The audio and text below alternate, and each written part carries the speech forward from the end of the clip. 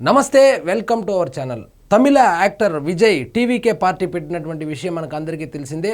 మొన్నటికి మొన్న కరూరు జిల్లాలో తొక్కిసలాట జరిగి 41 మంది చనిపోవడము, దాదాపు 50 నుంచి 60 మంది వరకు ఆసుపత్రి పాలవడం జరిగింది. ఈ కేసుకు సంబంధించి సిబిఐ ఎంక్వైరీ కావాలని చెప్పి యాక్టర్ విజయ్ హైకోర్టును అయితే ఆశ్రయించడం జరిగింది. దానికి హైకోర్టు అయితే ఆ కేసును కొట్టివేయడం జరిగింది. సిబిఐకి ఇవ్వడానికి కుదరదు, స్పెషల్ ఇన్వెస్టిగేషన్ టీమ్ ఒక పోలీస్ అధికారి నేతృత్వంలో చేయమని చెప్పి అయితే చెప్పడం జరిగింది. నిన్న జరిగినటువంటి ఈ వాదనలో టీవీకే విజయ్ అరెస్ట్ కాబోతున్నాడా అంటే రాజకీయ వర్గాలు అవుననే అంటున్నాయి. ఎందుకంటే ఆ పార్టీకి సంబంధించినటువంటి ప్రధాన కార్యదర్శులుగా ఉన్నటువంటి ప్రధాన కార్యదర్శులు లేదా మెయిన్ లీడర్స్ అనే దానికన్నా కూడా విజయ్కి కోటరీగా పిలువబడేటువంటి 2 నాయకులకు సంబంధించి యాంటిసిపేటరీ బెయిల్ కోసం అప్లై చేసింటే దాన్ని అయితే హైకోర్టు కొట్టేసింది.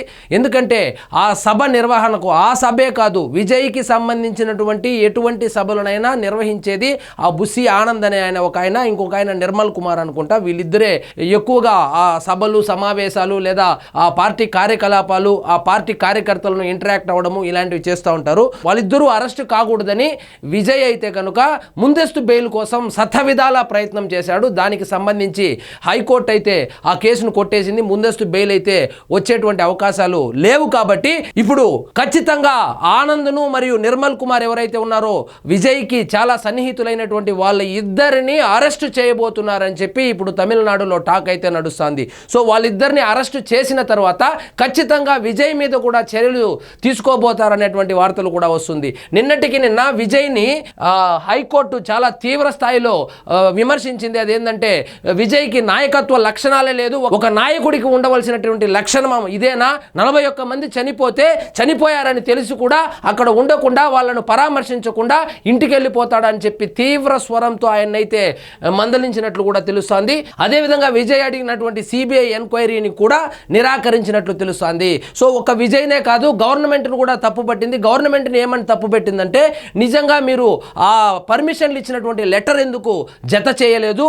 అదేవిధంగా మీరు నిజంగా వాటర్ సౌకర్యం కావచ్చు, ఆ బాత్రూమ్లు ఇంతమంది జనాలు పోగవుతా ఉన్నప్పుడు ఆ బాత్రూమ్ సౌకర్యాలు అవి సక్రమంగా కల్పించారా లేదా? అదేవిధంగా హైవేలలో, అది నేషనల్ హైవే కావచ్చు, స్టేట్ హైవే కావచ్చు, హైవేలలో ఎందుకు అసలు మీరు సభ పెట్టుకోవడానికి అనుమతి ఇచ్చారని చెప్పి మేము తదుపరి ఉత్తర్వులు ఇచ్చేంత వరకు ఏ రాజకీయ పార్టీ కానీ తమిళనాడులో ఇలాంటి సభలు, సమావేశాలు, ర్యాలీలు జరపడానికి వీల్లేదు. ముఖ్యంగా నేషనల్ హైవేస్ కావచ్చు, స్టేట్ హైవేస్ కావచ్చు, వీటి మీద సభలు పెట్టడానికి వీల్లేదని కూడా ఉత్తర్వులు అయితే జారీ చేయడం జరిగింది. సో ఇప్పుడు విజయ్ని అరెస్ట్ చేస్తారా అంటే అరెస్ట్ అయ్యేటువంటి అవకాశాలే పుష్కలంగా కనబడుతుంది. కానీ తమిళ రాజకీయాల మీద అవగాహన లేని వాళ్ళు విజయ్ని అరెస్ట్ చేస్తారా? అంత పెద్ద ఫ్యాన్ బేస్ ఉండే ఆయన్ని అరెస్ట్ చేస్తే రాష్ట్రం మొత్తం అల్లకల్లోలం అయిపోతుంది, అసలు అరెస్ట్ చేసేటువంటి అవకాశమే లేదు. మొన్న చూశారు కదా జనం ఎంతమంది వచ్చారో, అంతకు ముందు చూశారు కదా జనం ఎంతమందికి వచ్చారో. సో ఆయన అంత పెద్ద స్టార్ని అరెస్ట్ చేస్తారా అని చెప్పి అపోహలు అయితే ఉన్నాయి. కానీ తమిళనాడు రాజకీయాలు వేరు, మీరు అనుకుంటున్నటువంటి ఇతర రాష్ట్రాల్లో ఉన్నటువంటి రాజకీయాలు వేరు. సాక్షాత్తు జయలలితనే 3 సార్లు అరెస్ట్ చేశారు. జయలలిత ముఖ్యమంత్రిగా ఉన్నప్పుడు కూడా అరెస్ట్ చేశారు. కరుణానిధిని అరెస్ట్ చేశారు. సో జయలలిత, కరుణానిధి కన్నా పెద్ద లీడర్ ఏం కాదు కదా. విజయ్ ఇంకా ప్రూవ్ కూడా చేసుకోలేదు కదా. కాబట్టి తమిళనాడు రాజకీయాల్లో అరెస్ట్ చేయడం అనేది పెద్ద విషయమే కాదు. వాళ్ళు కనుక డిసైడ్ అయితే ఆంధ్రాలో లాగా అరెస్ట్ చేస్తే ముఖ్యమంత్రి అయిపోతాడు, అలాంటి అపోహలు కానీ, అలాంటి భయాలు కానీ, అలాంటి ఆందోళనలు కూడా ఉండవు. జయలలితను అరెస్ట్ చేసినప్పుడు ఆమె ఏకంగా ముఖ్యమంత్రి పదవి కూడా కోల్పోయిన విషయం మనకు అందరికీ తెలిసింది. అప్పుడే ఓపీఎస్ ముఖ్యమంత్రి అవ్వడము. సో కరుణానిధిని 77 సంవత్సరాల కరుణానిధిని ఇంటికి వెళ్ళి రాత్రి 1 గంట 30 నిమిషాలకి అరెస్ట్ చేసి గొర్రా లాక్కొని పోయినటువంటి చరిత్ర తమిళనాడులో కనబడుతుంది మనకు. సో విజయ్ని అరెస్ట్ చేస్తారా చేయరా అంటే ఖచ్చితంగా ఆ కేసులో కనుక అతనిది తప్పు ఉంటే ఖచ్చితంగా అరెస్ట్ చేసే తీరుతారు. అరెస్ట్ చేసిన తర్వాత ఏమి జరుగుతుందంటే అసలు తమిళనాడులో ఏమీ జరగదు. ఎందుకంటే మనం చరిత్ర చూస్తే జయలలితను అరెస్ట్ చేసినప్పుడు కానీ, కరుణానిధిని అరెస్ట్ చేసినప్పుడు కానీ కానీ ఏం జరిగిందో మనం అందరం చూసాము. కాబట్టి విజయ్ని అరెస్ట్ చేస్తారా చేయరా అంటే అరెస్టు చేయవలసి వస్తే ఖచ్చితంగా అరెస్టు చేస్తారు. అది ఆంధ్ర రాజకీయాలు కాదు. అదేవిధంగా విజయ్ని హైకోర్టు తప్పుపడుతూ చనిపోయి వారం అయితే కూడా కనీసం పరామర్శించలేదు. ఈయనేమంటాడు, పరామర్శించడానికి వెళ్తే పోలీసులు లా అండ్ ఆర్డర్ ప్రాబ్లం ఉందని చెప్పి నన్ను అలో చేయలేదని ఈయన చెబుతా ఉంటే వాళ్ళేమంటారు, సో వారం రోజులైంది కదా, నువ్వు వెళ్ళకపోతే వెళ్ళావు, కనీసం టీవీకే పార్టీకి సంబంధించినటువంటి నాయకులు ఇంతవరకు ఆ చనిపోయినటువంటి 41 కుటుంబాలు ఏవైతే ఉన్నాయో వాళ్లకు అండగా ఎందుకు నిలబడలేదు, ఎందుకు పరామర్శించలేదని కూడా టీవీకే పార్టీ మీద హైకోర్టు అయితే ఆగ్రహం వ్యక్తం చేసింది. సో మొత్తానికి విజయ్, నువ్వు రాజకీయ నాయకుడిగా ఉండవలసినటువంటి లక్షణాలే నీకు లేవు. ఒక రాజకీయ నాయకుడిగా అకౌంటబిలిటీ ఉండాలి, అదేవిధంగా రెస్పాన్సిబిలిటీ ఉండాలి. ఈ రెండూ లేకుండా రాజకీయ పార్టీని ఎలా నడపాలనుకుంటున్నావు? సో మీ పార్టీకి సంబంధించి నువ్వు ఎలాగూ పరామర్శించలేదు, అట్లీస్ట్ మీ పార్టీ నాయకులు కూడా లేరా? నాయకుల్ని పంపించి పరామర్శించి ఉండవచ్చు కదా. మిగిలిన పార్టీలు కూడా నీలాగానే ప్రవర్తించాయి, ఆ మిగిలిన పార్టీలు అన్ని పరామర్శించాయి కదా. సాక్షాత్తు ముఖ్యమంత్రి వెళ్ళి పరామర్శించి అదేవిధంగా ఆ ఎక్స్గ్రేషియా ఏదైతే ఉందో 10 లక్షల రూపాయలు ప్రకటించి వచ్చాడు కదా. ఏఐఏడిఎంకేకి సంబంధించి పళనిస్వామి కూడా వెళ్ళి వచ్చాడు, సీమాన్ వెళ్ళి వచ్చాడు, అదేవిధంగా వీసీకే పార్టీకి సంబంధించినటువంటి ఆయన వెళ్ళి వచ్చాడు. కాబట్టి ఇంతమంది వెళ్ళంగా లేనిది నువ్వు వెళ్ళడానికి వచ్చినటువంటి నష్టం కానీ కష్టం కానీ ఏమొచ్చింది? అదేవిధంగా ఈయన వెళ్ళకపోగా ఇంట్లో నుంచి ఒక వీడియో బయటని విడుదల చేయడం కూడా సోషల్ మీడియా వేదికగా పెద్ద విమర్శలు లేవనెత్తారు. సో ఈ పార్టీ టీవీకే పార్టీకి సంబంధించి విజయ్ అనుసరిస్తున్నటువంటి విధానాలు ఏవైతే ఉన్నాయో పార్టీ పెట్టినప్పటి నుంచి ఇప్పటి వరకు ఆ వీడియోలో కూడా ఏం చెప్పాడు, ఇదే మొదటిసారి చనిపోయారని చెప్పుకొని వచ్చాడు. ఆయన మీటింగ్ పెట్టినటువంటి ప్రతిసారి కూడా ఒకసారి 5 మంది చనిపోయారు, ఒకసారి 3 చనిపోయారు, ఒకసారి 120 మంది స్పృహ తప్పి పడిపోయారు, ఒకసారి 50 మంది స్పృహ తప్పి పడిపోయారు. సో టీవీకే పార్టీకి సంస్థాగత నిర్మాణం లేకపోవడం వలన వాళ్ళు కేవలము జన సమీకరణ బల ప్రదర్శన చేసుకుంటూ ఆ సోషల్ మీడియాలో వైరల్ చేసుకోవడం కోసము ఆయన ఎవరో పొలిటికల్ అడ్వైజర్ మాటలు విని ఇంత పెద్ద ఘోరాతి ఘోరమైనటువంటి ఈ సంఘటనకైతే కారణమైనట్లు తెలుస్తోంది. అదేవిధంగా విజయ్కి సంబంధించి డిఎంకే పార్టీ ఆచితూచి అడుగులు వేస్తా ఉంది.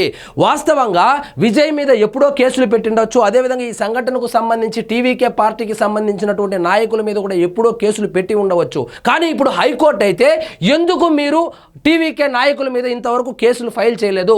ఒకానొక సందర్భంలో ఆ వెహికల్ వెళ్తా ఉంటే ఆ వెహికల్ కింద ఒక 2 వీలర్ నడుపుతా ఉన్నటువంటి 3 కుర్రాలు వచ్చి పడిపోతే వాళ్ళు తొక్కించుకొని వెళ్తున్నారు కానీ ఆ వాహనాన్ని ఆపలేదు, అదేవిధంగా ఆ సభను కూడా ఆ ర్యాలీని కూడా ఆపలేదు కదా. మరి ఆపనప్పుడు మీరు ఆ వాహనం మీద కానీ ఆ వాహనాన్ని నడుపుతున్నటువంటి డ్రైవర్ మీద కానీ లేదా ఆ సమావేశాన్ని పెట్టుకున్నటువంటి నాయకుల మీద మీరు ఇప్పటి వరకు ఎందుకు చర్యలు తీసుకోలేదని హైకోర్టు ప్రభుత్వాన్ని అయితే తప్పుపట్టింది. సో ఇదంతా ఎందుకు చేశారంటే ముందుగా విజయ్ అనే అతన్ని ఈ 41 మంది ఎవరైతే చనిపోయారో ఈ 41 మంది చనిపోవడానికి కారణము విజయ్ అని చెప్పి విజయ్కి న్యూట్రల్ ఆడియన్స్లో కావచ్చు ఫ్యాన్స్లో కావచ్చు ఉన్నటువంటి ఆ పాజిటివిటీ ఏదైతే ఉందో దాన్ని పోగొట్టే విధంగా డిఎంకే చాలా చాకచక్యంగా రాజకీయాలు ప్రదర్శించింది. ఇప్పుడు విజయ్ పార్టీకి సంబంధించి విజయ్ స్వతహాగా హీరో కాబట్టి వాళ్ళ ఫ్యాన్స్ ఆయన రాజకీయాల్లోకి రాకముందు ఇతర హీరోల మీద ఇతర హీరో కుటుంబ సభ్యుల మీద ట్రోలింగ్ అయితే చేశారు.